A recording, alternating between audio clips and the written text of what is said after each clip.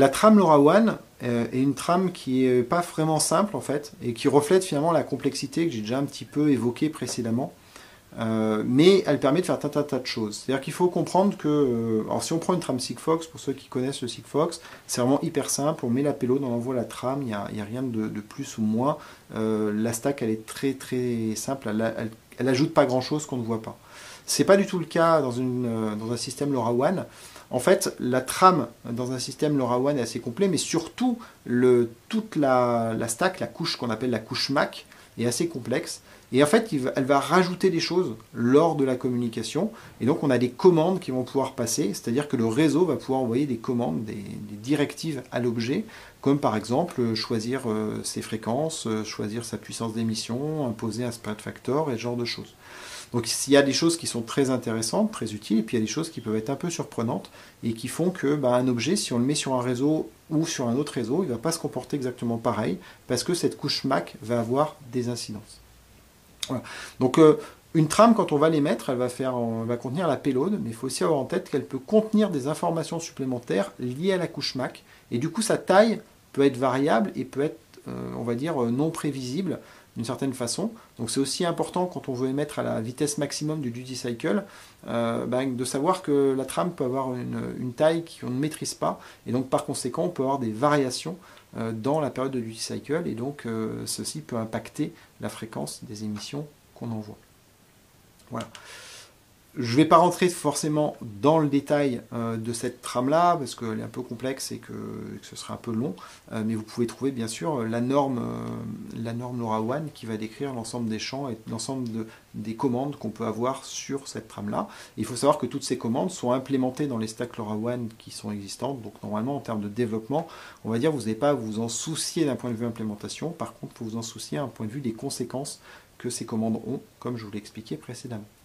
Alors je l'ai un peu évoqué tout à l'heure, mais il y a aussi parmi toutes ces commandes une qui est assez impactante et assez intéressante, qui s'appelle l'ADR, Adaptative Data Rate, et qui a vraiment un objectif qui est que le réseau pilote les objets. Il faut bien se rappeler que LoRaWAN, c'est quand même une norme qui a été conçue par des opérateurs réseau, et donc qui n'ont qu'une peur, c'est que leur réseau soit saturé ou que leur réseau ait des problèmes de performance ou de fonctionnement. Et donc, par conséquent, ils aiment bien avoir le contrôle sur ce qui se passe au niveau des devices. Ce qui n'est pas forcément très agréable quand vous êtes un device maker ou un service provider globalement.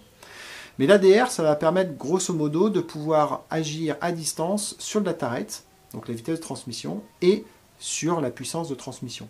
Alors ça peut être pour le meilleur comme pour le pire, bien entendu. Il faut savoir que ça reste optionnel, il y a certains réseaux qui vont l'imposer, parce que comme ça leur permet justement de forcer des choses pour éviter d'être saturés, parce qu'ils ont tous peur d'être saturés. Mais il y a des réseaux qui vont le mettre de façon facultative. Alors ça peut être pour le meilleur, c'est-à-dire que par exemple si tous vos objets sont statiques, eh bien l'ADR, ça va permettre de dynamiquement aller changer les puissances d'émission et les spread factors en fonction de la proximité avec le réseau. Et donc ça c'est très intéressant parce que ça va permettre d'économiser les batteries globalement. Et donc ça va vous permettre d'avoir une meilleure autonomie sur les systèmes et donc moins de maintenance. Par contre ça veut aussi dire que sur une flotte de devices, il y en a qui vont consommer plus que d'autres, parce que ceux qui sont plus loin, eux auront une durée de vie qui est différente de ceux qui sont à côté. Donc c'est très bien pour ceux qui sont à côté, donc c'est plutôt quelque chose de positif, mais ça peut créer une diversité qu'il faut avoir en tête. Ça a un autre avantage tout ça, et pourquoi est-ce qu'on le fait? C'est parce que ça permet de faire en sorte que les objets communiquent avec le moins de puissance possible et avec le plus rapidement possible, et que par conséquent, le réseau soit le moins saturé possible, puisque finalement, si le même nombre d'objets parle plus vite, l'utilisation de la bande passante va être plus faible. Là où ça va être très compliqué, c'est quand les objets se déplacent. Parce que quand les objets se déplacent, comme la puissance d'émission qu'on demande à un objet et son étalement de spectre dépend des messages qui ont été précédemment reçus, on va donner un ordre à un objet qui est peut-être plus du tout dans les conditions du calcul précédent. Et là, le risque, en fait, c'est qu'on demande à un objet qui est en train de s'éloigner, de communiquer avec moins de puissance. Et donc la conséquence, c'est qu'on va perdre cet objet-là. Et si on perd cet objet-là, qu'on ne reçoit plus ses messages, on ne recalculera pas d'ADR pour lui renvoyer un message, pour lui dire de recommuniquer plus vite. Et donc ça va poser des problèmes. Et donc on retourne sur ce qu'on a vu précédemment, le système qui fait qu'au bout de 64 trames sur lesquelles on n'a pas eu d'acquittement, dans ce cas-là, on redescend dans un DR qui est plus bas, de façon à essayer de retrouver le réseau. Enfin, en attendant, on a perdu les 64 messages, ce qui peut être un peu ennuyeux. Voilà. Donc, c'est ce genre de choses qui est un peu ennuyeux. Et puis, bien sûr, quand on change votre data rate sans vous prévenir, forcément, ça a aussi un impact sur ce que vous pouvez faire dans votre cas d'usage, par exemple la fréquence des points, et ainsi de suite. Et donc, ça peut globalement être gênant. Voilà. Le point qui est aussi important, c'est que pour faire un ADR, pour enclencher de l'ADR, eh bien, il faut avoir un acquittement qui soit envoyé, donc, puisque les réponses du réseau sont faites par des downlinks, l'ADR rentre dans les downlinks. Et donc, par conséquent, si on active l'ADR, eh bien, de façon régulière, en fait, on va se retrouver avec des acquittements ajoutés au tram pour aller vérifier s'il n'y a pas des messages. Donc ça aussi, d'un point de vue consommation énergétique, ça peut être des choses qui peuvent être un peu des imprévus. Voilà. Donc il faut penser à tout ça.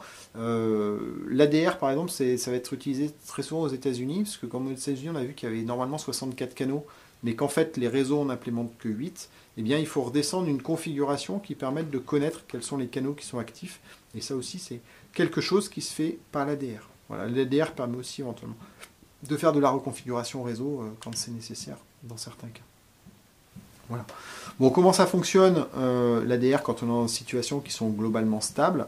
Eh bien, on va avoir régulièrement dans les uplinks, on va avoir le bit ADR qui va être positionné.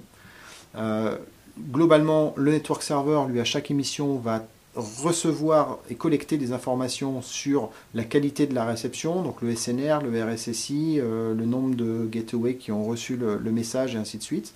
Et du coup, eh bien, de temps en temps, quand l'objet va envoyer un message qui est du type ADR ACK request, eh bien, le network server va potentiellement lui envoyer une demande pour faire un changement. Donc, par exemple, ça va être un link ADR rate, et dans ce cas-là, eh bien, ça va permettre à l'objet, enfin au network, de demander à l'objet de changer son data rate, son transmission power, éventuellement son repetition rate, et éventuellement ses channels. Donc, vous voyez qu'on peut reconfigurer toute la partie radio de cet objet à partir de ces éléments-là.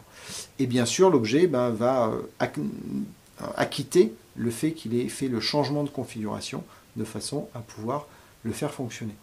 Alors, en général, l'ADR, les décisions de changement d'ADR sont faites sur une vingtaine de communications qui vont être reçues par le network server avant qu'on ait quelque chose qui soit décidé.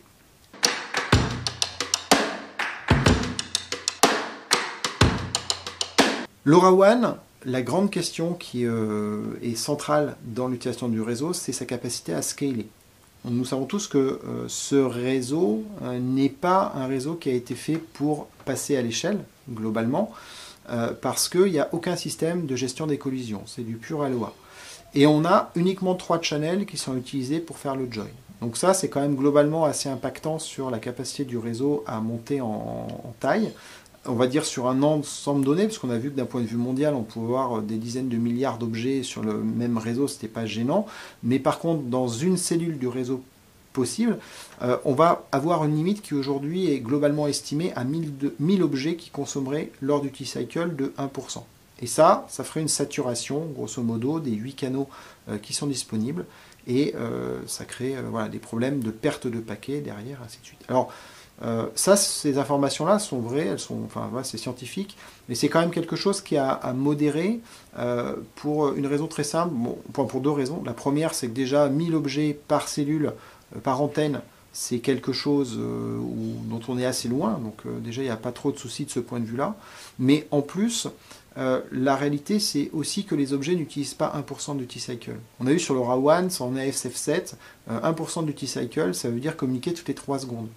Or, la plupart des cas d'usage de réseaux comme LoRaWAN, c'est d'aller capter une température. La température, ce n'est pas quelque chose qui change très vite, donc on va le capter une fois par heure.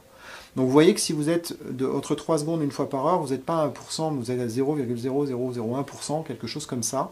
Et donc c'est autant de devices en plus qu'on peut mettre sur le même périmètre. Donc en fait c'est 1000 devices à 1%, mais si on dit que les devices sont plutôt à 0,1% du T-cycle, ça devient déjà 10 000 devices. Donc la scalabilité est un vrai problème sur LoRaWAN. Il y a plein de chercheurs qui cherchent des solutions sur ce sujet-là. Je pense que c'est le principal thème de recherche dans le monde de LoRaWAN, c'est celui-là. Mais en fait, la réalité du terrain, elle fait qu'en fait, ceci n'est pas un problème et on ne sera pas avant un grand moment.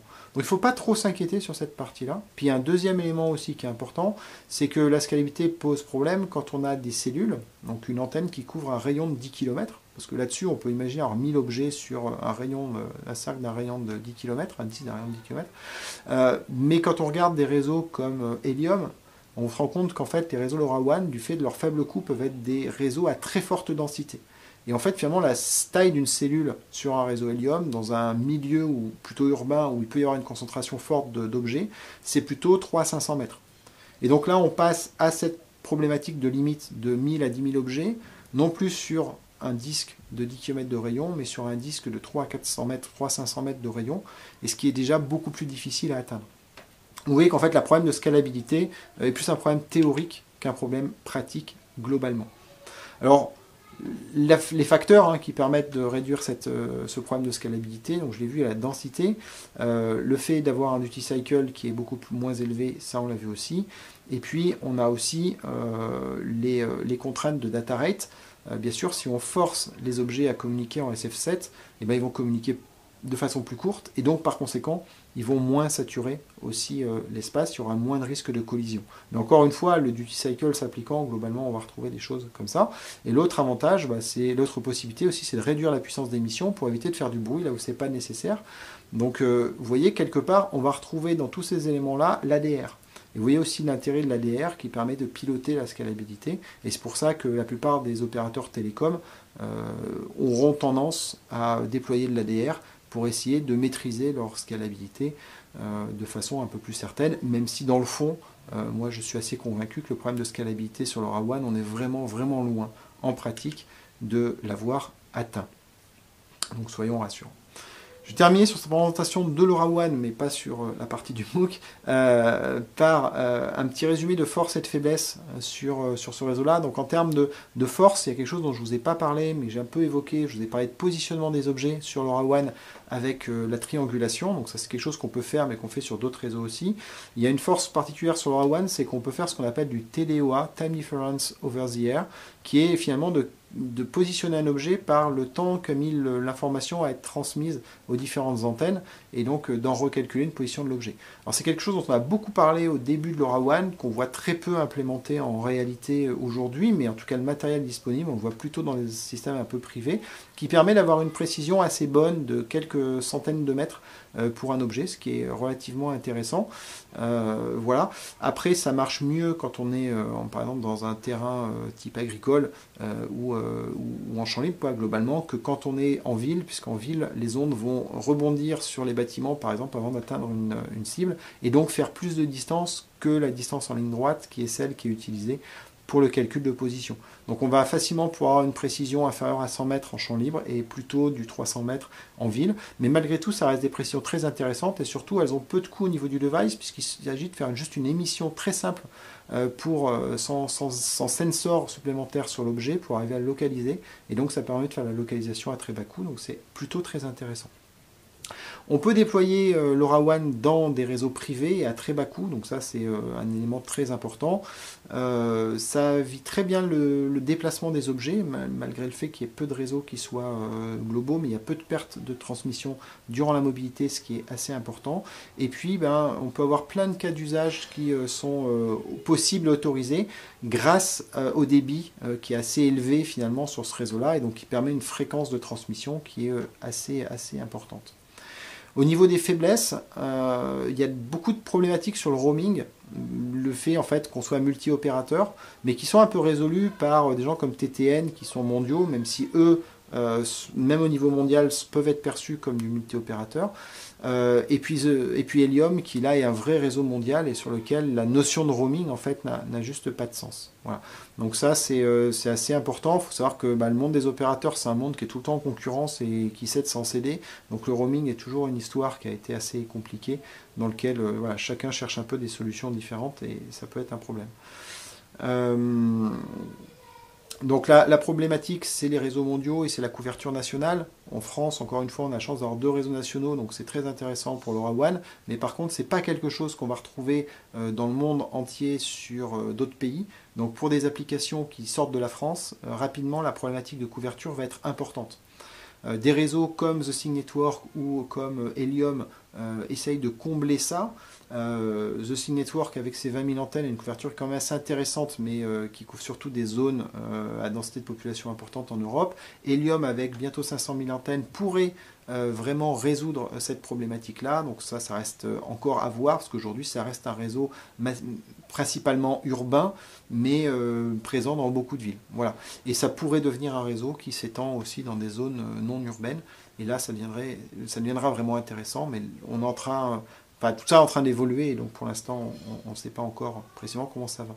L'autre faiblesse un peu, c'est la complexité pour faire des développements. Quand on veut faire quelque chose de fin, on peut faire un objet qui va fonctionner très rapidement, hein, globalement, avec LoRaWAN, mais quand on veut vraiment faire un produit industriel qui marche, avec les problématiques de rejoin, avec les changements de data rate, avec l'ADR et toutes ces choses-là, rapidement, ça devient plus compliqué et le risque de bug est plus important. Donc il faut être plus expert sur sa techno que par exemple sur Sigfox, qui est vraiment très facile. Voilà. Et le prix de la techno est globalement, alors ça reste très bas en termes de coût, mais on est toujours autour de 3 à 5 dollars pour un chip qui va intégrer la radio et la stack. Et donc ça reste quand même quelque chose qui est un peu élevé, et la complexité de la stack fait que la diminution des prix va être lente. Voilà, plus lente en tout cas que sur une technologie comme Sigfox. Voilà, mais ça reste des prix qui sont très accessibles, très raisonnables pour faire de l'Internet des objets, et c'est finalement quand même un des avantages de ces technologies-là.